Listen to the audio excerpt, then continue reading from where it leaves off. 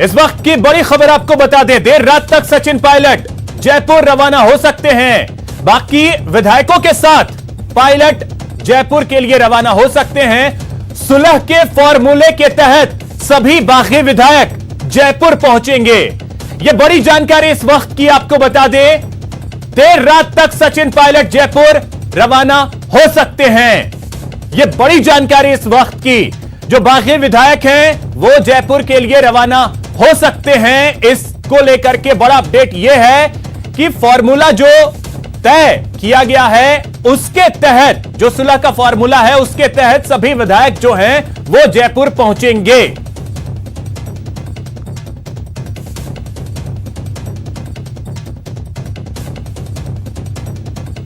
तो प्रदेश में जो सियासी संकट पैदा हुआ था वो अब धीरे धीरे उसका पटाक्षेप होता हुआ नजर आ रहा है। सुलह का फॉर्मूला माना यह जा रहा है कि कांग्रेस में तय हो गया है और इसी के तहत पायलट गुट के जो तमाम विधायक हैं वो जयपुर देर रात तक आ सकते हैं, देर रात जयपुर के लिए दिल्ली से रवाना हो सकते हैं। यह बड़ी जानकारी है। सुलह का फॉर्मूला जो तय किया गया है, जानकारी यह भी है कि सचिन पायलट और अहमद पटेल के बीच बातचीत भी हो सकती है, मिल भी सकते हैं।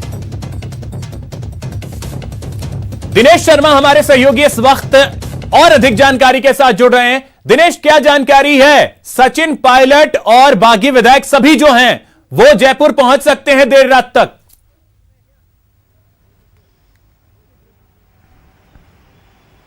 बिल्कुल, देखिए लगातार हम ये खबरें बता रहे हैं कि पूरा जो घटनाक्रम था उसका पटाक्षेप हो चुका है और सचिन पायलट जो है अपने साथी विधायकों के साथ में जो लगातार एक महीने से जो है उनके साथ ठहरे हुए हैं, उनके साथ पहुंच सकते हैं। जिस तरीके से आज भंवरलाल शर्मा जयपुर पहुंच चुके हैं, उनकी जो है मुलाकात हो चुकी है सीएम के साथ में और काफी देर ये मुलाकात हुई। जब भंवरलाल शर्मा पहुंचे यहाँ पर तो उसी से ये कयास लगाने शुरू हो गए थे कि अब जो है इस पूरे मामले का पटाक्षेप होने वाला है। जो बर्फ इतने दिनों से जमी हुई थी वो अब पिघल चुकी है और जल्द ही जो है वापस कांग्रेस जो है वो एकजुट नजर आएगी। तो अब जिस तरह की खबरें आ रही है वो यही कि सचिन पायलट जो है देर रात तक जयपुर आ सकते हैं, साथ में तमाम जो उनके साथी विधायक हैं वो भी उनके साथ में आ सकते हैं। और यहाँ पर चलिए बिल्कुल दिनेश, तो अब इस पर नजर रहेगी कि कब तक सचिन पायलट और बाकी विधायक जो हैं वो जयपुर पहुंचते हैं। बहुत शुक्रिया आपका तमाम जानकारियों के लिए।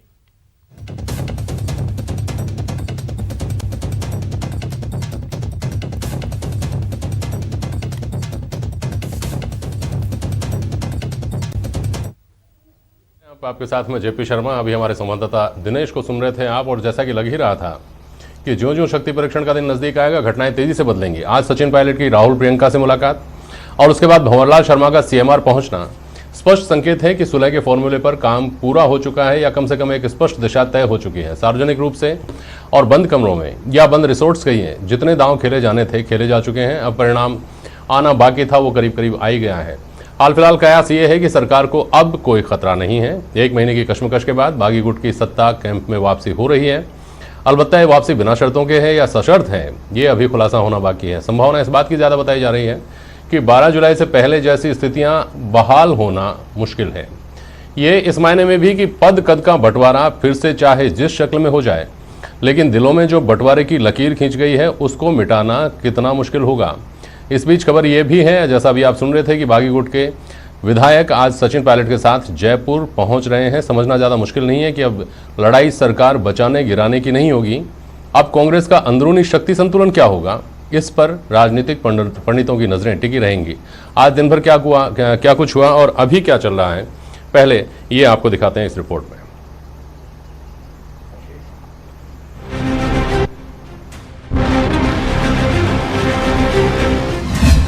हाईकमान से पायलट खेमे की बातचीत।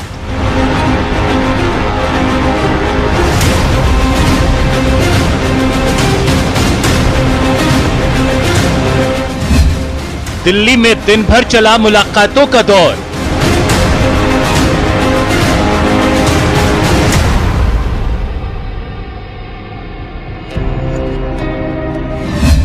क्या सुलझ गया मरुधरा का संकट?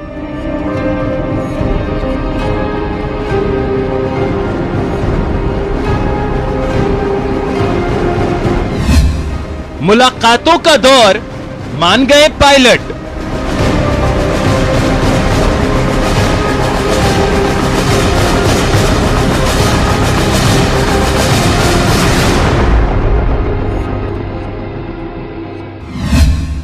चौदह अगस्त से पहले बदलेगी मरुधरा की सियासत।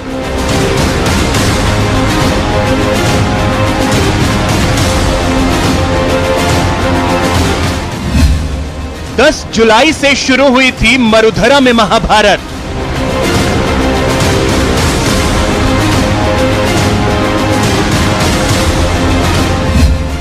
कांग्रेस में शांति वाला फॉर्मूला।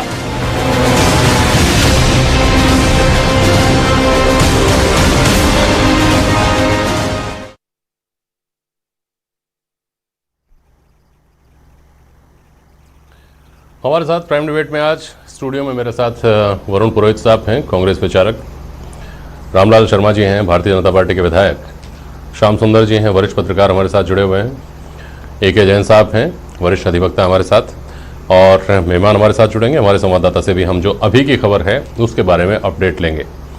बहुत स्वागत करता हूँ आप सभी का। और श्याम जी, पहले आपके पास आऊँ। श्याम सुंदर शर्मा, आपको मेरी आवाज़ आ रही है ना? श्याम सुंदर शर्मा,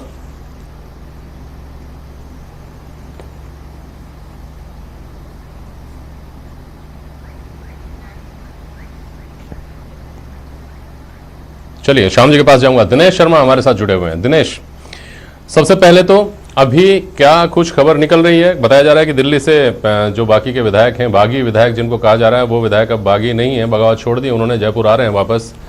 तो आगे का क्या कार्यक्रम बताया जा रहा है? क्या सीएम से मिलेंगे वो भी, जैसे भंवरलाल शर्मा मिले उस तरह से?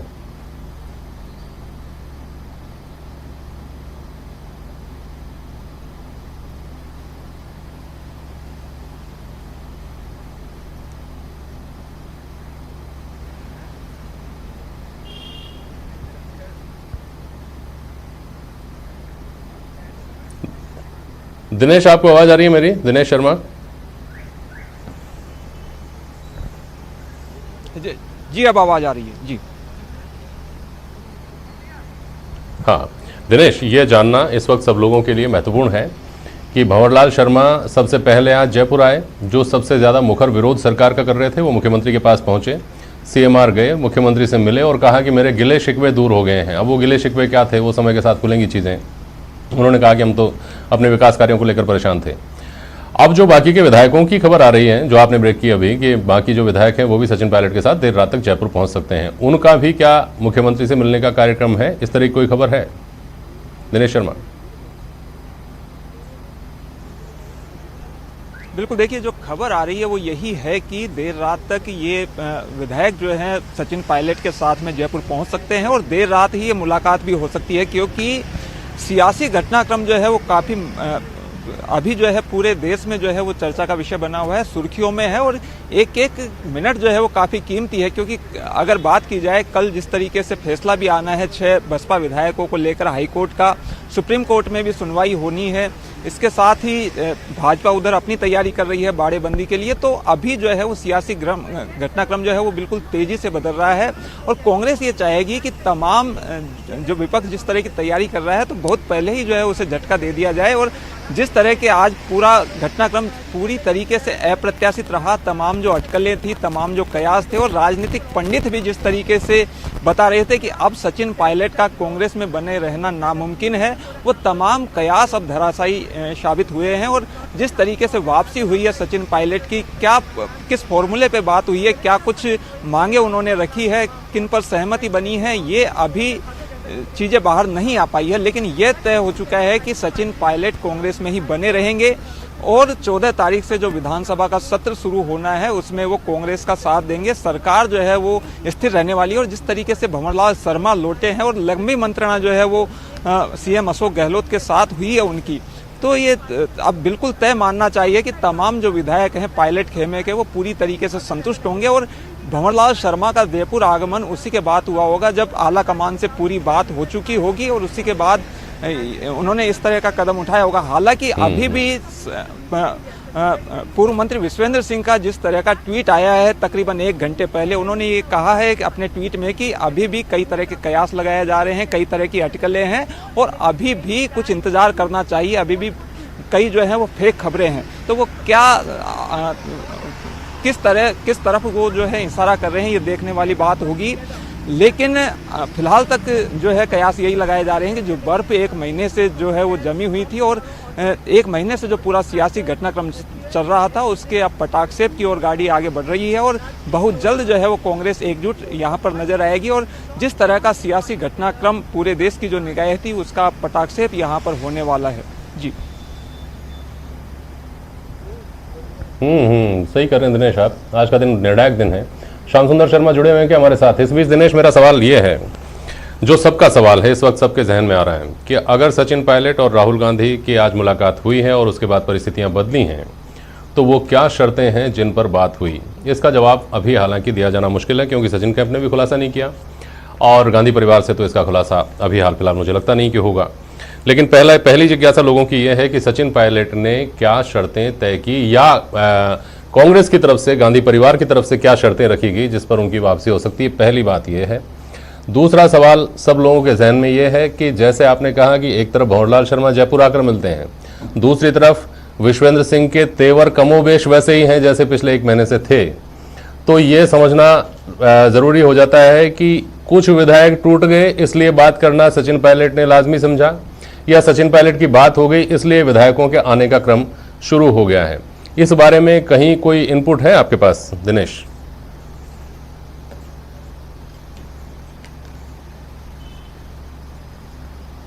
देखिए, जहां तक बात की जाए आज सचिन पायलट की और राहुल गांधी के बीच की मुलाकात की, एक प्रेस नोट भी जो है कुछ देर पहले एआईसीसी की तरफ से जारी हुआ है। केसी वेणुगोपाल की ओर से ये प्रेस नोट जारी हुआ है और इसमें ये साफ बात कही गई है कि सचिन पायलट और राहुल गांधी की जो है मुलाकात वो बिल्कुल अच्छे माहौल में हुई है और सचिन पायलट ने जो अपने गिले शिकवे थे वो खुलकर राहुल गांधी के सामने रखे हैं। एक 3 सदस्यीय कमेटी भी यहाँ पर बनाने की बात आई है। उस प्रेस नोट में कहा गया है कि एक 3 सदस्यीय कमेटी जो है वो बनाई जाएगी, जो गिले शिकवे हैं अशोक गहलोत और सचिन पायलट खेमे के बीच में, उन्हें दूर करने के लिए किस तरीके से जो मामले हैं उनका निपटारा किया जाए। जहां तक बात की शुरुआत की बात है कि बात आखिर शुरू कहां से हुई, किस तरफ से बातचीत की शुरुआत हुई, तो ये अभी जो है कांग्रेस की स्थिति की अगर बात की जाए तो गहलोत खेमे को भी सचिन पायलट की जो है काफी जरूरत है। कांग्रेस ये बिल्कुल नहीं चाहेगी कि एक बड़ा राज्य जो है वो राजस्थान, जिसमें कांग्रेस की सरकार है, उसका भी हर्ष मध्य प्रदेश जैसा हो। आला कमान भी कहीं ना कहीं ये चाहता है कि स्थिरता जो है वो सरकार की बनी रहे। गहलोत खेमे की ओर से भी भले ही जो है बयान बार बार ये आए कि अब सचिन पायलट के लिए दरवाजे और खिड़कियां सब तरह से बंद हो चुके हैं, लेकिन कहीं ना कहीं डर ये कहा जा सकता है कि उनमें भी होगा, क्योंकि अगर 1-2 विधायक भी इधर उधर होते हैं तो सरकार जो है पूरी तरीके से स्थिर हो सकती है। जहां तक सचिन पायलट खेमे की बात है, सचिन पायलट लगातार ये बात कहते रहे हैं कि वो भाजपा में नहीं जाएंगे, ये बात उन्होंने स्पष्ट कर दी। नई पार्टी की बात को भी लगभग जो है उन्होंने नकार दिया था, तो ये बात उन्होंने शुरू से ही साफ कर दी थी कि वो कांग्रेस में ही बने रहेंगे और कांग्रेस के प्रति संकल्पबद्ध होकर जो है वो काम उनका जारी रहेगा। लेकिन उनके कुछ गिले शिकवे थे जो लगातार सामने आ रहे थे और उनका जो मनमुटाव था, जो ये पूरा सियासी घटनाक्रम की जो वजह जो बनी वो भी यही मनमुटाव था जो लंबे समय से चला आ रहा था। उनको ये लगता था कि उन्हें कम तवज्जो मिल रही है या उनके जो साथी लोग हैं उनकी बात नहीं सुनी जा रही है, उनके चाहे वो तबादले हो, चाहे वो उनके क्षेत्रों में विकास कार्य हो, वो चीजें नहीं हो पा रही है। तो इनको लेकर पायलट कहीं ना कहीं नाराज थे। अब अगर आला कमान से उनकी बात हुई है तो जाहिर तौर पर इन चीजों पर बात हुई होगी। साथ ही ये भी देखने वाली बात होगी कि पायलट का अब सियासी करियर क्या होता है, क्या भूमिका उनके लिए तय की जाती है, क्योंकि जिस तरह की स्थितियां बनी है और जिस तरह के बयान दोनों खेमों की ओर से पिछले दिनों में आए हैं, उससे कम से कम ये साफ मानकर चलना चाहिए कि अभी जो स्थिति है, सचिन पायलट जिस तरीके से पीसीसी चीफ थे और डिप्टी सीएम थे, वो स्थिति अब नहीं रहने वाली है। हालांकि सचिन पायलट अपने खेमे के कुछ विधायकों के लिए अच्छे पदों की मांग यहां पर कर सकते हैं कि सरकार में उनको अच्छे पद मिलने चाहिए। डिप्टी सीएम की बात भी उठ सकती है कि डिप्टी सीएम जो है उनके खेमे के विधायकों को मिलने चाहिए और सचिन पायलट के लिए केंद्र में कोई भूमिका जो है वो तय की जा सकती है। ये भी इस तरह की बात भी निकलकर सामने आ रही है कि सचिन पायलट को महासचिव बनाया जा सकता है, उन्हें किसी राज्य का प्रभार सौंपा जा सकता है। लेकिन अभी ये केवल कयास हैं, अटकलें हैं, बातचीत क्या हुई है आला कमान के, क्योंकि वो जो है वो बंद कमरे की बात है। अभी तक जो है वो केवल कयास हैं और जिस तरीके से अब बर्फ पिघलना शुरू हुई है, तो ये हम कह सकते हैं कि बहुत जल्द जो है वो राजस्थान का ये जो सियासी घटनाक्रम है वो उसका जो है पटाक्षेप हो जाएगा और जिस तरह के तमाम जो अटकलें लगाई जा रही थी उन पर पूरी तरीके से अब विराम लगने की स्थिति आ चुकी है। जी,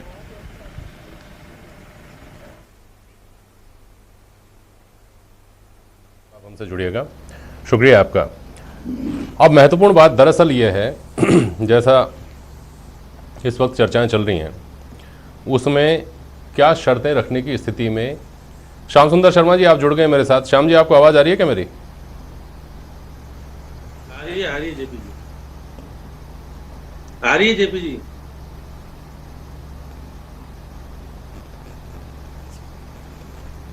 श्याम सुंदर जी की आवाज हम तक नहीं पहुंच पा रही है। श्याम जी बोलते हुए दिखाई दे रहे हैं लेकिन उनकी आवाज नहीं सुन पा रहे हैं। वरुण पुरोहित जी, इस पर मैं इसके ठीक है, आपकी आवाज सुनाई दी श्याम जी। अब देखिए महत्वपूर्ण बात यह है श्याम सुंदर शर्मा जी, जो मैंने दिनेश से सवाल किया था कि क्या सरकार को बसपा के विधायकों के अनिश्चित भविष्य के चलते बागी कैंप की जरूरत थी, इसलिए आला कमान ने हाथ बढ़ाकर सचिन को बुलाया और बातचीत की और सचिन ने उनके सामने अपनी शर्तें रखी।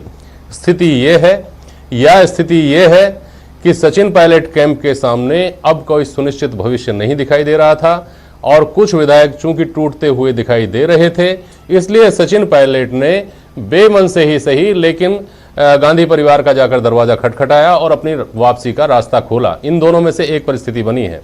क्या अंदाजा है आपका श्याम सुंदर शर्मा जी? देखिए जेपी शर्मा जी, आपको मालूम है शुरू से ही सचिन पायलट चुप्पी साधे हुए थे। उन्होंने कांग्रेस के प्रति कोई अपनी बात नहीं की, ना किसी के बात कही।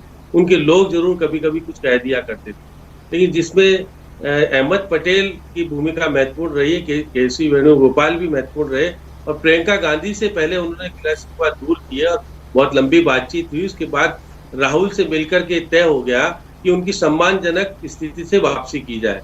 अब सम्मानजनक स्थिति में कैसे वापसी होगी, तो ये मान के चलिएगा कि वो मंत्रिमंडल में नहीं बनेंगे, मंत्री तो नहीं बनेंगे और उनको हो सकता हो राष्ट्रीय स्तर पर महासचिव बना करके उनको दे दिया जाए प्रभार, लेकिन उनके लोगों को फिर से तरजीह मिलेगी जो अब तक नहीं दी जा रही, जो मिल रही थी। पहले कुछ को 2 तो थे और 3 खुद थे। उसका मतलब है कि अब आने वाले समय में उनके खेमे के जो 22 लोग हैं, अब देखिए 19 तो ये खुद हैं और 3 जो निर्दलीय हैं दूसरे वाले, वो भी इस खेमे के रहेंगे। तो 22 लोगों में से काफी लोगों को तरजीह मिलेगी। और ये बात सही है कि बीएसपी का जिस प्रकार से सुप्रीम कोर्ट मामला चला गया, अभी फिलहाल तो भी कुछ होना नहीं है उसमें, क्योंकि सुप्रीम कोर्ट के भविष्य में जिस प्रकार से आप देखिएगा और राज्यों का मामला आएंगे सामने, ये नहीं केवल राजस्थान का आएगा। बीएसपी का मामला अगर मैं देख रहा था कि आप गोवा में 10 लोग इनके मंत्री बने हुए हैं बीजेपी में, तो उनका मामला भी आएगा। आप देखिएगा तेलुगु देशम वाला भी मामला आएगा। तो एक निश्चित रूप से सुप्रीम कोर्ट में आने वाले समय में कोई नजीर पेश होगी और इस दल बदल के बारे में कोई महत्वपूर्ण निर्णय आएगा। तो अभी थोड़ा टाइम लगेगा। फिलहाल अभी तो ऐसा नहीं लगता है कि बीएसपी के लोगों के खिलाफ कोई स्टे की कार्रवाई हो जाए और उनको वोट देने का अधिकार छिन जाए, अभी तो नहीं छिनेगा। और 14 तारीख को मैं कह रहा था आपको कि कांग्रेस का खुशनुमा माहौल होगा। अब जरूरत ही नहीं पड़ेगी किसी को कहने की कि आपका बहुमत है या नहीं है, क्योंकि जिस प्रकार से अभी सतीश पूनिया कह रहे थे कि अब हमारा होटल का खर्चा बच जाएगा, किस तरह की बात कर रहे हैं? होटल का खर्चे से कोई काम चल जाता हो तो बात अलग है, लेकिन जिस प्रकार से भंवरलाल शर्मा का मुख्यमंत्री से मिलना, अब तक वो अक्यूज थे, अब लेकिन क्योंकि आप देखिए 2 दिन पहले यशवंत जी ने एफआईआर लगवाई और उसके बाद सारा मामला। श्याम जी ये भी बताइए, श्याम जी ये भी बताइए, फिर मैं अपने जो राजनीतिक मित्र बैठे हैं स्टूडियो में उनके पास जाऊंगा। श्याम जी एक बात बताइए, भंवरलाल शर्मा अगर दोनों पक्षों के बीच में उस कड़वाहट को किन्हीं शर्तों के आधार पर पाटा जा रहा है, तो फिर क्या ये समझ में नहीं आता कि ये मुलाकातें पीसीसी में होनी चाहिए थी? लेकिन मुख्यमंत्री आवास पर भंवरलाल शर्मा पहुंचे हैं, मुख्यमंत्री आवास पर ही बाकी के विधायक पहुंचेंगे, ये खबर आ रही है। इसका मतलब क्या निकलता है? देखिए जेपी शर्मा जी, क्योंकि सचिन देखिए अशोक गहलोत की अभी कहते हैं कि सोनिया गांधी जी से बातचीत हुई और बातचीत होने के बाद उन्होंने उनको समझाया, दोनों को समझने के बाद भंवरलाल शर्मा को और उनके लड़के के साथ आए और मिले। तो अब जब एक में मुख्यमंत्री अशोक गहलोत को हटाया नहीं जाएगा, निश्चित तय हो गया। अशोक गहलोत के ऊपर कोई आंच आने वाली नहीं है। ये बात सही है कि अब आने वाले समय में सचिन पायलट ग्रुप के लोग मंत्री बनेंगे और ये भी देखने में आएगा कि एक समन्वय समिति जो कि पहले जिस तरह की समन्वय समिति वो नहीं, अब अच्छी 3 लोगों की समन्वय समिति बनेगी और निर्णय समितियों का क्या भविष्य हो सकता है? शाम जी हमने देखा है समितियां क्या करती हैं, समितियों की कितनी अहमियत होती है। समितियों का मतलब तो ये समझ में आता है कि मामले को अभी ठंडे बस्ते में डालना है, बाद में देखा जाएगा। मेरे राजनीतिक मित्र बैठे हैं, वरुण पुरोहित बैठे हैं और रामलाल शर्मा बैठे हुए हैं। पहले तो वरुण जी आपके पास आता हूं, अब भाजपा को ये कहने में और ज्यादा नैतिक बल मिलेगा कि ये कांग्रेस की आपसी लड़ाई थी, वो तो इसमें कहीं थे ही नहीं। वरुण पुरोहित जी नहीं कैसे बल मिलेगा? तो फेस सेविंग ही नहीं कर पा रहे। ये चौबे जी छब्बे जी बनने चले थे, दुबे जी रह गए। इन्होंने तो खूब प्रयास किया। इनके वकील आप देखो कौन थे, पायलट कैंप के मदन दिलावर जी के कौन से वही वकील हैं। हरियाणा में किसकी सरकार है, कौन सी होटल में रह रहे थे, सारा स्पष्ट था, लेकिन इनके हाथ से निकल गया। अब ये खीसे नहीं पोरते रहेंगे, उससे होगा क्या? मतलब कांग्रेस अब भी ये कहने की स्थिति में रहेगी कि सचिन पायलट जिनकी घर वापसी हो रही है 19 विधायकों के साथ, वो भाजपा की गोद में जाकर बैठ गए थे, अब वापस आ रहे हैं। ये कहने की स्थिति रहेगी क्या कांग्रेस? क्रिएट करने की, षड्यंत्र रचने की पूरा प्रयास किया था, उसमें ये सफल हो गए। क्योंकि वहाँ सचिन पायलट भी अब मैच्योर हो चुके हैं, उनको भी पता है क्या स्टेटस उनका कांग्रेस पार्टी के अंदर है। हमने तो कभी कहा ही नहीं, तो वो वापस अगर कांग्रेस घर वापसी तो है नहीं, घर छोड़ के थोड़ी गए थे। सचिन पायलट 1 महीने में मैच्योर हो गए।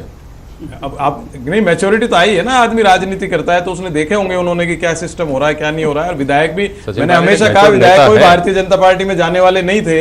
इन्होंने पूरा प्रयास किया, एक युवा राजनीतिज्ञ को, इतने बढ़िया राजनीति को, भाई राजस्थान में अशोक गहलोत जी के साथ एक ब्लेंड थी युवा एनर्जी की, उसको किसी भी तरह ब्रेक करें, कांग्रेस थोड़ी खराब हो कांग्रेस, ये कर नहीं पाए, असफल हो गए। जो पूरे देश में कर रहे थे, राजस्थान में आके उस चीज को फुल स्टॉप हो गया। अभी तक जो एंटी क्लॉकवाइज चल रहे थे भी क्लॉकवाइज चलेगा। आप देखना हर स्टेट्स में, मणिपुर में भी कोशिश हुई थी, लेकिन उन्होंने वापस उसको केंद्रीय एजेंसियां यूज कर करके दबाने की कोशिश करी। अब लोगों में वापस आ जाएगा, जो डर का माहौल क्रिएट किया था झूठ पाखंड का, लोग वापस, आप देखिएगा स्टेट्स में वापस क्लॉकवाइज वापस गड्डी घूमने लग जाएगी। सचिन पायलट कैंप की नाकामी नहीं है, भाजपा की नाकामी है स्ट्रेटेजी की, ये कहना चाह रहे हैं आप?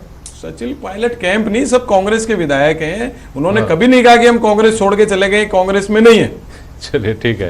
रामलाल शर्मा जी, कांग्रेस आप पर ये आरोप लगाएगी ही, और आपके लिए बहुत मुश्किल होगा इसको खारिज करना कि आप इस आपस का झगड़ा ही सही, चलिए आप कहते थे कि हम पार्टी नहीं है, लेकिन थर्ड पार्टी आप हमेशा थे, आप उससे इनकार नहीं कर सकते हैं। उसके 10 दृष्टांत ऐसे मिल जाएंगे जो बताएंगे कि आप थर्ड पार्टी थे। तो अब आज तो बड़ी आपको निराशा हुई होगी। देखिए जेपी शर्मा जी, सबसे पहले तो मैं स्पष्ट कर दूं, वरुण जी भी कई बार मेरे साथ डिबेट के अंदर रहे और कई बार इनकी डिबेट मैंने पहले भी सुनी है, लेकिन पहले में और आज में रात दिन का अंतर है इनके भाषा की शैली के अंदर। लेकिन मैं स्पष्ट कर दूं, पहले दिन से लेकर अब तक की जितनी भी डिबेट हुई उन सब डिबेटों में हमने स्पष्ट किया है कि हमारे 72 विधायक बीजेपी के हैं, 3 हमारे आरएलपी के हैं। 75 विधायकों से सरकार बन नहीं सकती और 75 विधायकों से सरकार गिर नहीं सकती। सरकार बनेगी या बिगड़ेगी वो सिर्फ और सिर्फ कांग्रेस के विधायकों के ऊपर डिपेंड करता है। लेकिन इन 75 में से 72 में से कुछ जो थे वो कहीं ना कहीं खेल बदल सकते थे, इसलिए आपने बाड़ेबंदी नहीं की क्या? कोई भी खेल नहीं बदल सकते थे। अरे तो फिर और हमने बाड़ेबंदी की कोशिश भी नहीं की। हाँ, ये बात जरूर है कि जिस तरीके से सत्ता का दुरुपयोग किया जा रहा था, हमारे विधायकों से संपर्क किया जा रहा था, डराया जा रहा था, धमकाया जा रहा था, उनके मुकदमों का हवाला दिया जा रहा था, उनको प्रलोभन दिया जा रहा था। इसलिए कुछ विधायकों ने चल के हमारे से पार्टी के शीर्ष नेतृत्व से कहा साहब इस तरीके से हमारे कुछ व्यापारी कांग्रेस के लोग हमारे से संपर्क करें। तो हमने कहा कि ठीक है, आप कुछ दिनों के लिए बाहर चले जाइए। बाकी हमने पहले दिन कहा था कि ये कांग्रेस की अंदरूनी लड़ाई है, इस लड़ाई को आप जिस तरीके से निपटाना चाहते हैं उस तरीके निपटाएं। आप बैठ के निपटाएं तो निपटाएं, आप आलाकमान के पास जाके निपटाएं तो निपटाएं, आप महामहिम राज्यपाल के पास जाके निपटाएं तो निपटाएं, आप विधानसभा के पटल के ऊपर निपटाना चाहते हैं तो निपटाएं। लेकिन आज भी अगर ये कह रहे हैं कि साहब पहले तो मुख्यमंत्री जी ने कई आरोप लगाए, कई विधायकों की रेट भी तय कर दी, तो क्या मैं वरुण पुरोहित जी से पूछना चाहता हूं कि अपने मुख्यमंत्री जी से आप पूछ के तो बता दीजिए ना कि जो पहले किस्त दूसरी किस्त ली थी वो आपने लौटाई या उन्होंने लौटा के दी है? इस तरीके की नहीं ये बताइए रामलाल जी, रामलाल जी सवाल है, चिंता है, गुमराह बातें करके सवाल है, ये नहीं मैं ये कह रहा हूँ ये मैं जेपी शर्मा जी इस आधार पे कह रहा हूँ, जेपी शर्मा जी इस आधार पे कह रहा हूँ जिन बातों पे ना हाथ था ना पैर थी वो बातें भी मुख्यमंत्री जी के मुख से चलाई गई। निकम्मा कहना, नकारा कहना, ये भारतीय जनता पार्टी ने कहा था क्या या उनकी योग्यता थी? जो कल तक निकम्मा निकारा थे, आखिरकार एक ही दिन के अंदर कैसे निकम्मे नाकारा, कैसे सादगी से परिपूर्ण व्यक्ति हो गए, ये तो आपको तय करना ना। इनको प्रॉब्लम क्या थी अगर किसी ने हमारे को प्रॉब्लम ये नहीं है। मैं ये कहूंगा आपने- कि आपके अंदरूनी झगड़े का कले का आपके वर्चस्व यही की तो लड़ाई मैं का कह रहा हूं, आप आप ठीक लोग है भारतीय जनता continuous पार्टी पे ठोकर प्रेस खाते थे। कॉन्फ्रेंस आप अब कांग्रेस आज कांग्रेस स्पष्ट रूप कांग्रेस से सारी साफ कांग्रेस स्पष्ट की दिख प्रेस गया कॉन्फ्रेंस आप कि ये कांग्रेस के आपका बारे में अंदरूनी कर रहे हो। मामला था, अंदरूनी लड़ाई थी, आपके वर्चस्व की लड़ाई थी, आपके घर की लड़ाई थी और घर की बूट अब तक थी, यह आज स्पष्ट हो गया। चलिए ठीक है। श्याम सुंदर शर्मा जी, ये सवाल को भले ही वरुण पुरोहित कांग्रेस विचारक जो मेरे साथ स्टूडियो में है हंसकर टाल दें, लेकिन यह गंभीर प्रश्न पार्टी के सामने रहेगा कि जो कुछ पिछले एक महीने में घट गया, बढ़ गया, कड़वाहट बढ़ गई, आपसी जो ये कहा जा रहा था कि साहब मनभेद नहीं है मतभेद हो सकते हैं, वो बातें खुलकर सामने आ गई कि क्या था क्या नहीं था। अब ये दो पहिए क्या एक गाड़ी को चलाते हुए असहज महसूस नहीं करेंगे? श्याम सुंदर शर्मा, ये जो अभी तक दिखाया जा रहा था कि नहीं कुछ भी नहीं है, सब ठीक ठाक है, all is well, all is well कहना क्या अब उतना आसान होगा?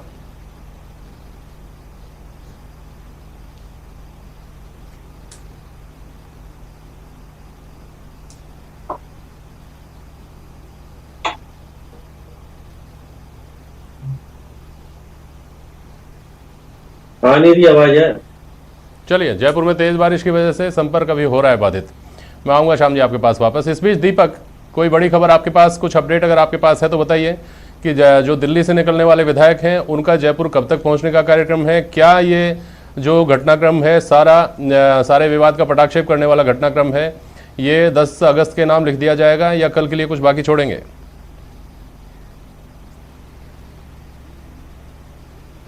देखिए, ये जो पूरा पटाक्षेप है वो उसका आज यहाँ पर पटाक्षेप हो चुका है पूरे विवाद का यहाँ पर। और एक तरीके से अब से कुछ देर बाद में जो विधायक है कांग्रेस के, जो कि पिछले कई दिनों से करीब एक महीने से डेरा डाले हुए थे और उन्हें एक तरीके से बागी थे कांग्रेस के, वो तमाम लोग देर रात तक जयपुर आ सकते हैं, फिर कल सुबह तक भी जयपुर पहुंच सकते हैं।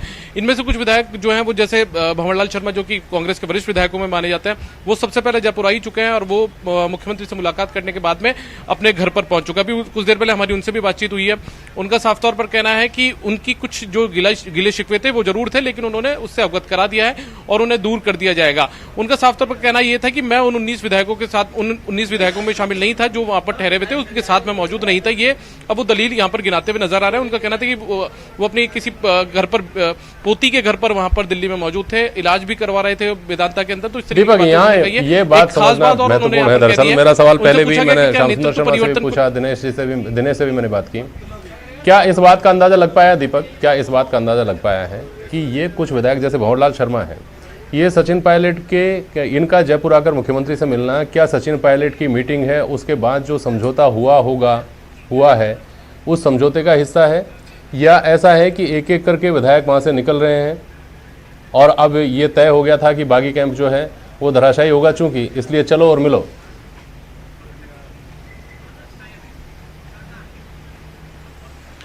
देखिए, अभी तक इस तरीके से ज्यादा, क्योंकि सचिन पायलट खेमे से जुड़े हुए जो लोग हैं उनसे जब हमारी अभी कुछ देर पहले भी जो बातचीत हुई है, उनका साफ तौर पर कहना यह है कि तमाम जो विधायक है वो एकजुट थे। ऐसा कुछ भी नहीं है कि विधायक जो है वो जयपुर निकल गए थे। लेकिन इसी बीच भंवरलाल शर्मा जब अकेले जयपुर आते हैं और राहुल गांधी से सचिन पायलट की जब मुलाकात होती है उसके तुरंत बाद में वो निकल जाते हैं, उसी दौरान वो निकल जाते हैं। तो ऐसे में कुछ कहीं ना कहीं गड़बड़ तो जरूर यहाँ पर इस पूरे मामले में मानी जा सकती है। और वो यहाँ पर सीधे आते हैं, मुख्यमंत्री से मुलाकात करते हैं। वो ये कहते हैं कि उनका एक तरीके से उनका जो नेता है वो अशोक गहलोत है राजस्थान के अंदर, वो उन विधायकों के साथ में शामिल नहीं थे। तो कुल मिलाकर अब एक तरीके से यहाँ पर पूरा जो मामला है वो यहाँ पर जो विधायक, जिसमें भंवरलाल शर्मा खुद शामिल थे, एक तरीके से विधायक भी अब जो है वो पहले जो नाराजगी जता रहे थे वो अब यहाँ पर यू टर्न की स्थिति में साफ तौर पर नजर आते हैं। शुक्रिया दीपक, बहुत बहुत शुक्रिया आपका। एक छोटे से ब्रेक के लिए रुक रहे हैं, वापस लौटेंगे चल।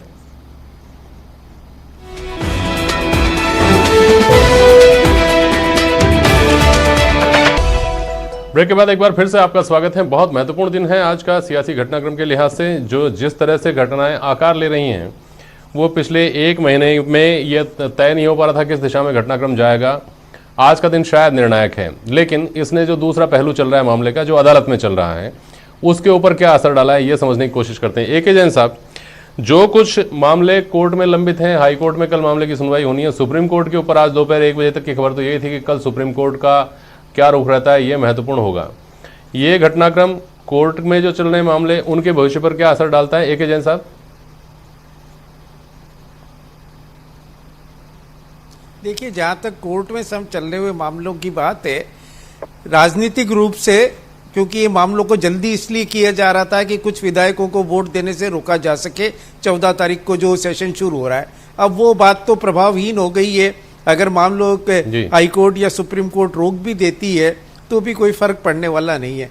परंतु इस बार जो ये लड़ाई चली है उससे कई न्यायिक दृष्टांत नए पैदा हुए हैं। जैसे सबसे पहले अब तक ये सेटल्ड लॉ था कि स्पीकर का जो अंतिम आदेश है उसी को ही चुनौती दी जा सकती है। अंतरिम आदेश पर राजस्थान उच्च न्यायालय ने एक नया प्रेसिडेंट डाला और कारण सहित डाला है कि अगर इंटरिम ऑर्डर हो तो उसको भी न्यायिक विवेचना उसकी की जा सकती है, जुडिशियल रिव्यू किया जा सकता है और उसको भी रोका जा सकता है। दूसरा जो सबसे बड़ी बात है कि जब से ये 1985 के कानून में चेंज होकर पॉलिटिकल पार्टी के मर्जर को जोड़ा गया था, उसके बाद को लेकर इसके बारे में भ्रम की स्थिति बनी हुई है। गोवा के अंदर कांग्रेस का विलय 2/3 विधायक चले जाने के कारण कांग्रेस का विलय बीजेपी में मान लिया जाता है स्पीकर में। नागालैंड में ऐसा ही होता है। वहां पर राज्यसभा के अंदर तेलुगु देशम पार्टी का विलय बीजेपी में मान लिया जाता है। मध्य प्रदेश में समाजवादी पार्टी का विलय कांग्रेस में मान लिया जाता है। राजस्थान में बसपा का विलय कांग्रेस में मान लिया जाता है। राजस्थान में बीजेपी इस विलय को गलत बताती है। गोवा और नागालैंड में कांग्रेस इस विलय को गलत बताती है और राज्यसभा में तेलुगु देशम पार्टी इस विलय को गलत बताती है और दूसरी जगह वो दूसरी बात कर रहे हैं। तो अब ये मामला चूंकि सुप्रीम कोर्ट में चला गया, हाई कोर्ट में भी था, तो ये इस बार ये तय हो जाएगा कि विलय पॉलिटिकल पार्टीज का विलय क्या विधायक 2/3 विधायक कर सकते हैं या राजनीतिक दल जिस स्तर के हैं उसी स्तर पर उनका विलय होगा। अब तक इस मामले में सिर्फ एक निर्णय है पंजाब व हरियाणा उच्च न्यायालय का, जो यह कहता है कि लेजिस्लेटिव पार्टी अगर विलय कर लेती है तो ये पार्टी का ही विलय माना जाएगा for that particular purpose only. तो ये स्थिति अब साफ होने वाली है। तो इस लड़ाई का ये लाभ तो जरूर हुआ कि बहुत लंबे समय तक जो एक डार्क एरिया बना हुआ था वो अब कम से कम क्लियर हो जाएगा। दूसरी बात अब ये देखनी है कि अब क्या मदन दिलावर की तरफ से मुकुल रोहतगी और हरीश साल्वे पैरवी करने आएंगे, क्योंकि ये तो हम भी जानते हैं कि ये जितने बड़े वकील आ रहे थे वो अपने कानून के हिसाब से पैरवी करने के लिए नहीं आ रहे थे, पर इनका उद्देश्य राजनीतिक था कि हर पेशी का 15 लाख रुपए लेने वाले, चाहे कपिल सिब्बल हो, चाहे मुकुल रोहतगी हो, चाहे जो भी आ रहे थे। अब देखने की बात है कि कल भी क्या हाई कोर्ट पे हरीश साल्वे पैरवी करेंगे, मुकुल रोहतगी पैरवी करेंगे, या दिल्ली में कौन पैरवी करता है, या ये लगता है कि भाई अब इसका राजनीतिक उपयोग तो खत्म हो गया है तो वकीलों को हो सकता है फीस नहीं दी जाए या नहीं आए, तो वकील तो फीस लेके आएगा। ये एक इसका दूसरा एस्पेक्ट। पर कम से कम इस बार ये आएगा कि एक नया कानून थ्रेश आउट होकर आएगा कि मर्जर क्या होता है और मर्जर क्या विधायक कर सकते हैं या पॉलिटिकल पार्टी करेगी। ये इसकी एक सिल्वर लाइनिंग है सारे ड्रामे की, जो राजनीतिक ड्रामा राजस्थान में हुआ है, और राजस्थान कम से कम एक कानून के बारे में एक नई दिशा देने जा रहा है। मैं वापस आता हूं सर आपके पास। सुरेश जैन साहब, आपके पास आ रहा हूं। इसी तरह से जैसे अब अदालत के अंदर की लड़ाई पर से नजर हट गई है सबकी, सबको पता है कि अब नतीजा वहां से नहीं निकलना है कोर्ट परिसर से, लेकिन जहां नतीजा निकलने की जरूरत थी वहां भी अब लगता है कि परिस्थिति बदल गई है। अब विधानसभा में अब तक सबकी नजर इस बात पर थी कि क्या फ्लोर टेस्ट होगा, हो सकता है कि व्हिप जारी करके यहाँ पक्ष के लॉबी में विधायक दल की बैठक कर ली जाए, कोई ऑर्डिनेंस ले आए, कोई बिल में अमेंडमेंट कर लें, उसके नाम पे शक्ति परीक्षण हो जाए। अब क्या लगता है आपको, शक्ति परीक्षण तो होगा एक बार या अब उसकी जरूरत नहीं है? नहीं, आपको पक्ष का प्रस्ताव लाने की तो जरूरत है नहीं, लेकिन ये कर सकते हैं कि साहब कोई विधेयक ले आएं और उस पर वोटिंग करा लें। लेकिन सबसे पहले तो ये करना पड़ेगा जो मुख्य सचेतक है उनको, कि जो दल बदल याचिका उन्होंने लगाई है उस दल बदल याचिका को उन्हें विड्रॉ करना होगा। पहले वो मान नहीं रहे थे कि ये कांग्रेस के एमएलए हैं, उन्होंने ये माना कि इन्होंने स्वेच्छा से कांग्रेस पार्टी छोड़ दी है। यदि वो दल बदल याचिका विड्रॉ हो जाती है तो हाईकोर्ट में इस संबंध में जो केस चल रहा है नोटिस वाला वो फिर अपने आप ही विड्रॉ करने की स्थिति हो जाएगी, और इस आधार पर जो स्पीकर सुप्रीम कोर्ट गए हैं वो केस भी विड्रॉ हो जाएगा। तो ये एक केस का पटाक्षेप तो इस तरीके से हो सकता है। लेकिन जैसा कि एन के जैन साहब ने कहा, मदन दिलावर जी वाला केस है, मेरा मानना यह है कि वो केस अभी चलेगा और शायद मदन दिलावर जी उसको विड्रॉ ना करें और बीजेपी उसको चलाए, लेकिन वो एक लंबी पैरवी का विषय बनेगा और उस पर लंबा डिस्कशन होगा। वो इतनी आसानी से सुप्रीम कोर्ट या हाई कोर्ट से डिसाइड होने की संभावनाएं कम है। लेकिन मेरा व्यक्तिगत मानना यह है कि ये एक बार सुप्रीम कोर्ट से डिसाइड हो जाना चाहिए कि पार्टी का मर्जर क्या होता है और विधायक दल का मर्जर क्या होता है। ये अगर क्लियर हो जाएगा तो आने वाले समय में बहुत ज़्यादा स्थितियां स्पष्ट हो जाएंगी। यदि पार्टी का मर्जर और विधायक दल का मर्जर एक मान लिया गया तो आने वाले समय में दल बदल होना मुश्किल नहीं, असंभव हो जाएगा।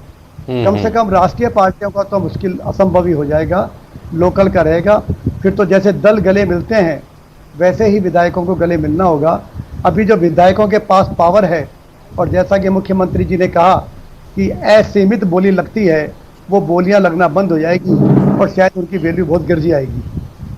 लेकिन ये सुप्रीम कोर्ट का क्या फैसला आता है उस पर डिपेंड करेगा। अभी तो ये समझौता या जो पायलट खेमा वापस आता है तो तत्कालिक असर तो ये होगा कि कांग्रेस पार्टी अपनी दल बदल याचिका को विड्रॉ करेगी और पायलट खेमा अपनी हाई कोर्ट के पिटीशन को विड्रॉ करेगा और उसके बाद स्पीकर को स्वाभाविक रूप से वो विड्रॉ कर लेनी चाहिए, ऐसा मेरा मानना है। और विद इन हाउस जो घटनाएं संभावित थी उनमें किस तरह का परिवर्तन आता है जैन साहब, वो थोड़ा सा खुलासा करके कहिए संक्षेप में। विद इन हाउस जो घटनाएं घटने वाली थी, अब बीजेपी उन सब बातों को हाईलाइट करेगी जिससे कि ये पता स्पष्ट हो जाएगा कि भाई ये जो सचिन पायलट के लिए कहा गया मुख्यमंत्री के द्वारा और जो आरोप लगाए गए कि इन्होंने पैसे लिए दिए थे, उसके बारे में निश्चित रूप से चर्चा होगी और बीजेपी अपने तीर और कमान लेकर तैयार रहेगी कि भाई ये व्यक्ति जो कल तक पता नहीं आपके भाषा में क्या हो गए थे, आज वो क्या बदल गए हैं और वो पैसे का जो लेन देन हुआ था उसका क्या हुआ और वो पैसे का लेन देन हुआ भी था या नहीं हुआ था। इसी के साथ साथ जो एक मुकदमा एसीबी में चल रहा है, जो संजय जैन वाला मामला है जिसमें लगता है कि पैसे देकर के एम्बुलेंस को खरीदा जा रहा था, वो भी एक प्रश्न चिन्ह है कि क्या वो मुकदमा उतनी तेजी से चलेगा, क्या अब एसीडी उतनी तेजी से कार्रवाई करेगी या नहीं करेगी। जिनके खिलाफ कार्रवाई चल रही है क्या वो ठंडे बस्ते में चली जाएगी, वो एक विचारणीय विषय बनेगा और उस पर खूब चर्चा होगी विधानसभा में। ठीक बात है। एक जैन साहब, एक बार वापस आ रहा हूँ एडवोकेट जैन साहब आपके पास। जो आप दोनों की बात से समझ पाया मैं, विलय को परिभाषित करवाना कौन चाहता है? ना भाजपा चाहती है क्योंकि गोवा और त्रिपुरा है, ना कांग्रेस चाहती है, और आज चाह रही हैं तो कल को ऐसी स्थितियां हो सकती हैं कि किसी को भी जरूरत पड़ जाए कि ये विलय अपरिभाषित ही रहे तो अच्छा है। ऐसी स्थिति में आपको क्या लगता है कि ये मर्जर की जो पिटीशन है ये चलेगी, खास तौर पर तब जबकि मुझे लगता है कि इसी से इम्यूनिटी मिली हुई है बसपा के 6 विधायकों को। एक जैन साहब, देखिए, क्योंकि ये मामला अब सिर्फ राजस्थान का नहीं रह गया है, इस मामले में गोवा भी शामिल है, इस मामले में तेलुगु देशम पार्टी भी शामिल हो गई है, इस मामले में नागालैंड भी शामिल है।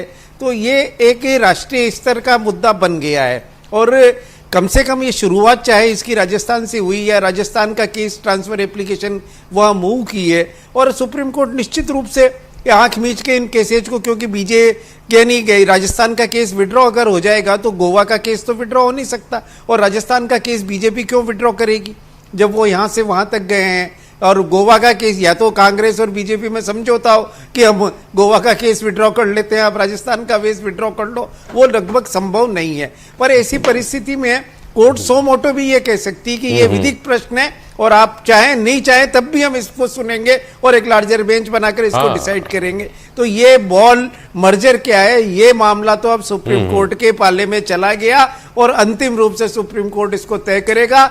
आने वाले में कम से कम उसमें जो भी निर्णय आएगा, एक निश्चित निर्णय आएगा, तो ये रोज जो ये अब हॉर्स ट्रेडिंग ये मर्जर के नाम पर हो रही है उस पर कहीं ना कहीं लगाम लगेगी और ये जो बाजार बने हुए हैं इस पर भी कहीं ना कहीं रोक लगेगी। पर ये निश्चित है कि ये मामला चाहे राजस्थान हाई कोर्ट में तय न हो पर सुप्रीम कोर्ट में ये मामला अवश्य तय होगा। और राजस्थान हाई कोर्ट में भी चूंकि एक बसपा की भी पिटीशन है, अगर मान लीजिए मदन दिलावर विड्रॉ कर लेते हैं तो बसपा को, क्योंकि कहीं भी लूजर नहीं है, बसपा राजस्थान में भी विलय से पीड़ित है, बसपा उत्तर प्रदेश में भी इसी तरीके से पीड़ित हुई है, बसपा और जगह भी कुछ, यानी शायद मध्य प्रदेश में भी एक बार बसपा के साथ पिछली बार कांग्रेस ने किया था, वहां भी इस तरह से वो पीड़ित हुई है। तो बसपा जरूर इस इश्यू को जिंदा रखेगी और ये मामला अब कहीं ना कहीं एक लॉजिकल एंड तक जरूर पहुंचेगा। ये कह सकते हैं क्या जैन साहब हम कि चलिए ठीक है, कांग्रेस की तो दो फाड़ होते होते रह गई, बागी कैंप वापस आ गया, सरकार बच गई, बाकी सारे केस वापस हो जाएंगे, लेकिन बसपा विधायक जो हैं उनका भविष्य तो अब सुप्रीम कोर्ट चला ही गया है।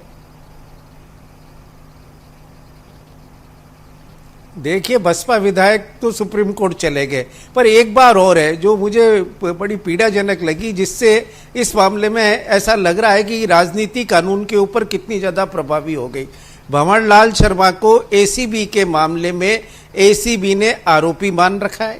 भंवरलाल शर्मा की वॉइस टेस्ट करने के लिए एफआईआर में भंवरलाल शर्मा नामजद हैं, और एक आरोपी, हम 2 मिनट के लिए भूल जाते हैं कि वो विधायक हैं, बागी विधायक, एक आरोपी खुलेआम राजस्थान के मुख्यमंत्री, जो मुख्यमंत्री के साथ साथ गृह मंत्री भी हैं, वहां पर पुलिस के साये में जा रहा है और एजेंसी जिसके विरुद्ध कोई कार्रवाई नहीं कर रही है। तो ये आज कानून का सबसे बड़ा मजाक राजस्थान के गृह मंत्री ने किया है, जिसके लिए कहीं न कहीं उनको जवाबदेह होना पड़ेगा।